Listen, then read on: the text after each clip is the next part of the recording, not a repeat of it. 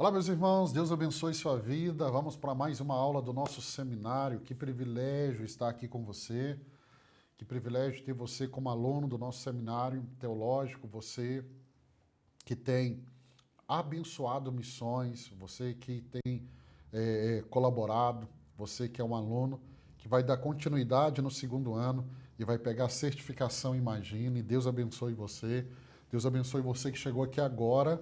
São aulas profundas e nós estamos na aula de eclesiologia e hoje vamos falar sobre a igreja como noiva de Cristo. Entenda bem, entre todas as metáforas que descrevem a igreja, talvez nenhuma seja tão íntima e impactante quanto a imagem da noiva de Cristo. O Novo Testamento, quando ele usa essa figura para expressar o relacionamento de amor, o relacionamento de fidelidade. Escute isso, e o relacionamento de exclusividade entre Cristo e a sua igreja. Não é apenas uma metáfora poética, não é, mas uma realidade espiritual profunda. A igreja é amada com amor eterno e chamada a viver em santidade como preparação para o grande encontro com o noivo. Paulo vai escrever assim em Efésios capítulo 5, verso 25 ao verso 27. Maridos, amem as suas mulheres, assim como Cristo amou a igreja e entregou-se a si mesmo por ela, para santificá-la, tendo-a purificada pelo lavar da água, mediante a palavra e para apresentá-la a si mesmo como igreja gloriosa, sem mancha, nem ruga ou coisa semelhante, mas santa e inculpável. Essa passagem ela mostra que o amor de Cristo pela igreja, ela não é teórico. Ela é prática, ela é sacrificial e é eterno. Ele morreu para purificar, santificar e apresentá-la como noiva gloriosa. Eu gosto muito dessa fala de João Calvino, ele diz assim: Cristo nos desposou consigo mesmo para que sejamos santos. Essa união espiritual é tão íntima que se torna o maior vínculo de amor que podemos conhecer. No meu livro A Igreja que Jesus Sonhou, eu escrevi assim: Jesus sonhou com uma igreja apaixonada por ele, não fria nem indiferente. A imagem da noiva é a prova de que a igreja foi chamada para viver um relacionamento de amor e fidelidade com Cristo. Então entenda, eu e você temos que refletir sobre a igreja como noiva. Vamos pensar na imagem da noiva, amor e fidelidade. Porque a imagem da igreja como noiva de Cristo é uma das mais profundas do Novo Testamento. Porque ela revela não apenas um relacionamento de obediência, mas, sobretudo, um amor e uma fidelidade. E uma fidelidade exclusiva. Então, ao longo da Bíblia, a figura do casamento é usada para descrever a sua aliança com o povo. O casamento mostra a aliança de Deus com o seu povo. Isso vamos ver no Antigo Testamento. No Antigo Testamento, Israel é chamada como a esposa de Yahvé. E a sua infidelidade é descrita como adultério espiritual, lá em Oséias 2, 19 ao 20. Jeremias 3, 20 também. Agora, no Novo Testamento, essa imagem é elevada, plenamente realizada em Cristo e na igreja. Paulo, ele nos mostra isso em Efésios 5, que nós lemos. O amor de Cristo é sacrificial. Ele entregou sua vida não por uma noiva já perfeita, mas para torná-la perfeita. Escute isso. Cristo não entregou sua vida por uma noiva perfeita. Ele entregou para torná-la perfeita. E aqui é o mistério da graça. Cristo nos escolheu não como noiva santa, mas é Ele que a santifica pelo seu amor. E é isso que ele fala que o marido aqui na terra tem que buscar imitar isso de Cristo. Então, ele amou a igreja. Esse amor é o amor que purifica. Então, o texto mostra de Efésios 5, Cristo amou a igreja. É um amor emocional? Não. É um amor passageiro? Não. É um amor sacrificial. E ele fez isso para santificar e purificar a igreja. Weiniglude diz assim: a metáfora da igreja como noiva enfatiza a intensidade do amor de Cristo, mas também a pureza que ela deve ter. Cristo morreu para torná-la gloriosa, santa e irrepreensível. Então, esse amor não tolera a infidelidade. E a fidelidade da igreja é a resposta a esse amor. Então, se o amor de Cristo é a base, a fidelidade da igreja é a resposta a esse amor. Então, como noiva, a igreja ela é chamada a viver em pureza, aguardando com exclusividade o seu noivo. A fidelidade aqui significa permanecer leal a Cristo em meio às tentações, em meio às perseguições, às falsas doutrinas. Calvino diz assim: Cristo nos uniu a si mesmo em casamento espiritual. Portanto, devemos permanecer castos e fiéis, não nos prostituindo com o mundo, mas aguardando a união perfeita. A fidelidade não é apenas resistir ao pecado, mas também cultivar uma paixão sincera por Cristo, mantendo a chama do amor acesa até a consumação das bodas. No livro A Igreja que Jesus Sonhou, eu escrevi assim: Jesus sonhou como uma igreja apaixonada por Ele, não fria nem indiferente. Então entenda, hoje como noiva, nós somos apaixonados? Nós somos apaixonados? A preparação da noiva, porque ele fala sobre isso. Essa noiva tem que ser pura, santa e submissa a Cristo. Então a imagem da igreja como noiva não se limita ao amor recebido de Cristo, mas também ao chamado dessa noiva, dessa igreja para a preparação. João descreve essa realidade assim, Apocalipse capítulo 19, versos 7 e 8. Regozijemo-nos, exultemo-nos e demos-lhe glória, pois chegou a hora do casamento do Cordeiro, e a noiva já preparou. Para vestir-se foi-lhe dado linho fino, brilhante e puro. Então a preparação é fruto da graça. Foi-lhe dado vestir-se. A noiva já se preparou. Então, quando ele diz assim, foi-lhe dado vestir-se, aponta para a graça. Mas a responsabilidade da igreja está quando ele diz assim, a noiva já preparou. Então, nós temos aqui a tensão do dom divino e da resposta fiel à igreja. Então, a igreja tem que ser pura. Pura no sentido de guardar o coração para o noivo. Então, a pureza não é apenas externa, mas ela é principalmente interna. A igreja deve guardar o coração, deve mantê-la contra todo tipo de infidelidade espiritual. Paulo vai advertir assim aos Coríntios, 2 Coríntios 11, 2. Tenho ciúmes de vocês com zelo de Deus, pois os prometi a um único marido, Cristo, para apresentá-los como virgem pura a Ele. Esse ciúme santo de Paulo revela a seriedade da pureza da igreja. Santidade é viver de forma separada. Santidade é viver separado para Cristo. Efésios 5, 27 diz que Cristo deseja apresentar a igreja como gloriosa, sem mancha, sem ruga, mas santa e inculpável. Então, uma igreja que não busca santidade está despreparada para o dia do casamento. E quando falamos de submissão, é reconhecer a liderança do noivo. A noiva é chamada a viver em submissão amorosa ao noivo. Verso 24 de Efésios 5, Paulo diz assim, assim como a igreja está sujeita a Cristo, também as mulheres estejam em tudo sujeitas aos seus maridos.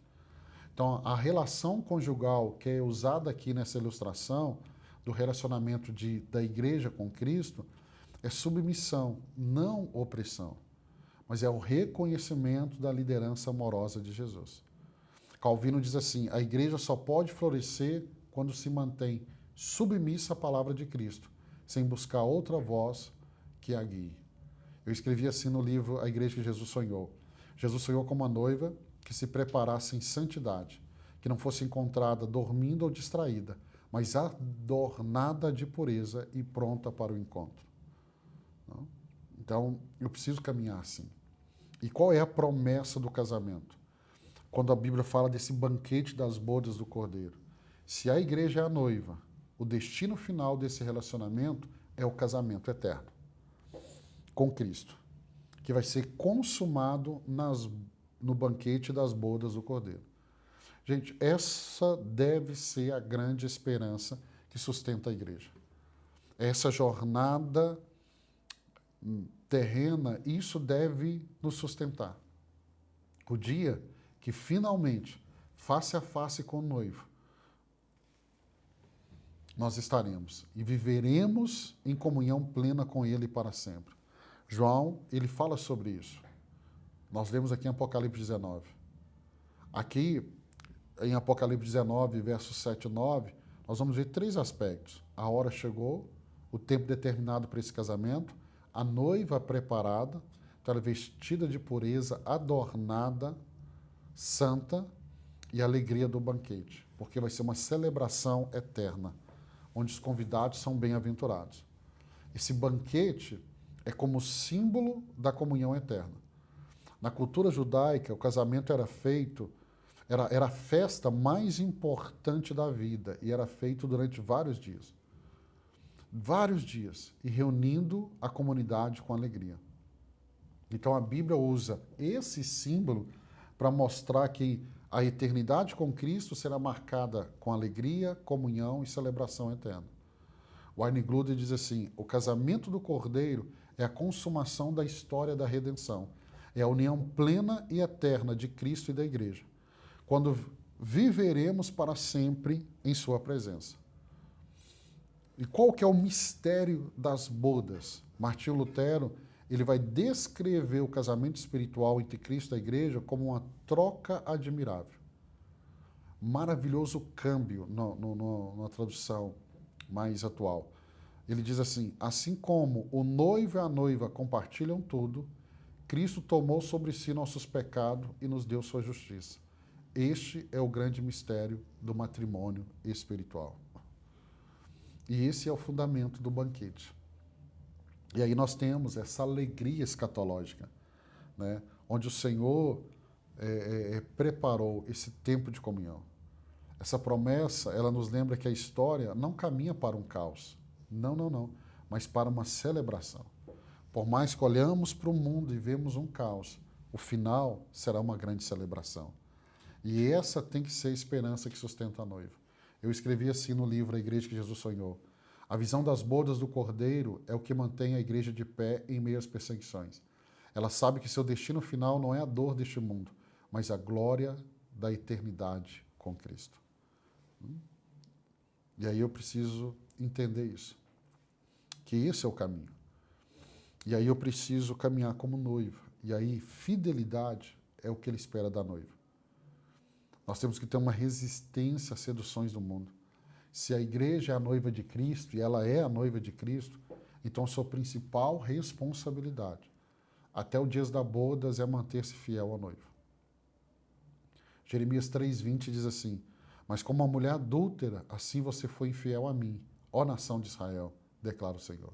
Então no Antigo Testamento, Deus olha para Israel e compara ela a uma mulher adúltera. Então isso mostra a seriedade da linguagem que Deus usa com a idolatria, porque era a idolatria que Israel estava praticando.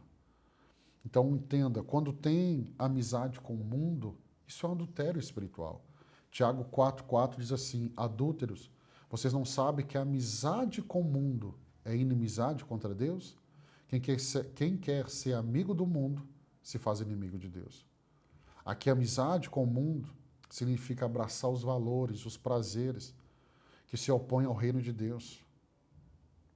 Fidelidade é o perfume que a noiva tem que exalar. No livro Uma Nação de Profetas, eu escrevi assim: o verdadeiro profeta chama a igreja de volta à fidelidade. A infidelidade espiritual é adultério contra Cristo, mas a fidelidade é o perfume que sobe ao céu. Então, ou seja, a fidelidade da noiva não é uma obediência só externa, mas ele é um perfume agradável à noiva. E a igreja precisa dar essa resposta a esse amor genuíno do noivo. Então eu tenho que ter resistência às seduções desse mundo. Tudo aquilo que implica em me afastar de Cristo, dos valores bíblicos. E pastor, eu tenho que ser fiel até quando? Até a morte. ou até que ele venha.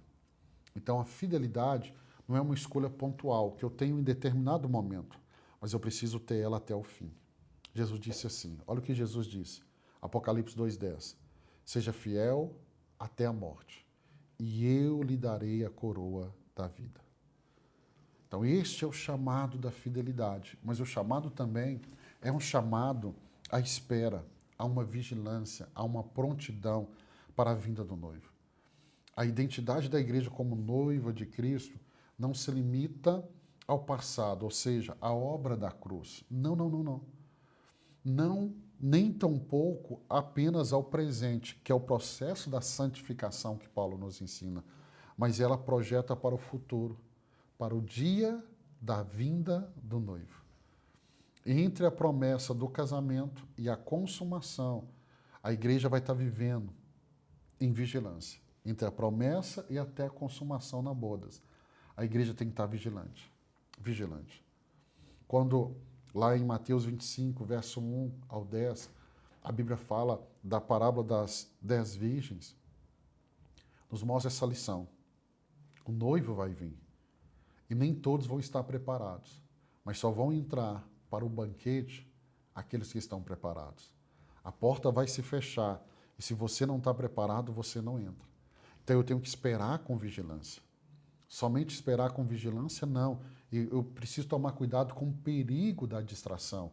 E nenhuma outra geração viveu em um tempo com tantas distrações como a nossa. E qual é o chamado? Um chamado à prontidão. Um chamado a permanecer. Olha o que eu escrevi no livro A Igreja que Jesus Sonhou. A igreja precisa ser como a noiva desperta, que não perde tempo com distrações. Jesus sonhou como a noiva vigilante, que aguarda seu noivo com as lâmpadas acesas. E é essa esperança que vai nos consolar. 1 Tessalonicenses 4, 17 e 18. Assim estaremos com o Senhor para sempre. Consolem-se uns aos outros com essas palavras. O Samuel, no livro dele, Não Desperdice a Sua Vida, ele escreve assim, a maior tragédia seria chegar ao fim da vida e perceber que não estávamos preparados para o encontro mais importante, o encontro com Cristo. E aí eu quero caminhar para o último ponto. Qual é a relevância espiritual? Então eu quero te falar do reflexo do amor de Cristo por sua igreja. Quando a imagem da igreja como noiva, ela é apresentada, não é apenas um símbolo teológico, mas ela é uma realidade espiritual que impacta. Então, esse amor é um amor que Cristo nos amou, um amor sacrificial, um amor fiel, purificador. E ele reflete na igreja não só para dentro, mas também para fora, testemunhando ao mundo a beleza de Cristo. Tua noiva, ela é o testemunho do amor de Cristo. Quando o mundo olhar para nós, precisa ver esse amor. O chamado do noivo para sua noiva é um chamado de santidade. É um chamado de santidade. Eu escrevi assim no livro A Igreja que Jesus Sonhou. Uma igreja que reflete o amor de Cristo é irresistível. O mundo pode até rejeitar a mensagem, mas não consegue ignorar a beleza de uma noiva apaixonada pelo seu noivo. Não tem como, não tem como. Hoje, quando eu estou gravando essa aula, eu vi um testemunho tão lindo de uma pessoa que não é da igreja, imagine que eu pastoreio. Ele estava numa reunião e ele citou uma pessoa e ele disse assim, ela não é cristã, ela não vai na igreja. Mas ela veio aqui nessa igreja por causa do batismo de um amigo. E ela disse assim, é impossível estar nesse ambiente e não dar uma resposta ao que está acontecendo ali. Essa é a beleza da igreja. Não é a mensagem apenas que vai convencer, mas ela olhar para nós, é a pessoa olhar para a igreja e perceber o amor que ela tem por Cristo. Eu quero terminar essa aula dizendo para você, quando a Bíblia usa a metáfora da noiva, talvez seja um dos símbolos mais ricos da Bíblia, porque vai expressar a essência do relacionamento entre Cristo e a igreja. Um amor exclusivo, fiel e eterno. Então essa é a imagem da noiva. A frase de Calvino que eu quero deixar para você, a união de Cristo com a igreja é o vínculo mais sagrado e indissolúvel, pela qual fomos feitos seus para sempre. Louvado seja o nome do Senhor. Eu quero abençoar a sua vida. Se Deus permitir, vamos estar juntos amanhã. E amanhã, toda a aula, eu vou falar da igreja como templo de Deus. Deus abençoe sua vida. Amanhã nos encontramos, se Deus permitir.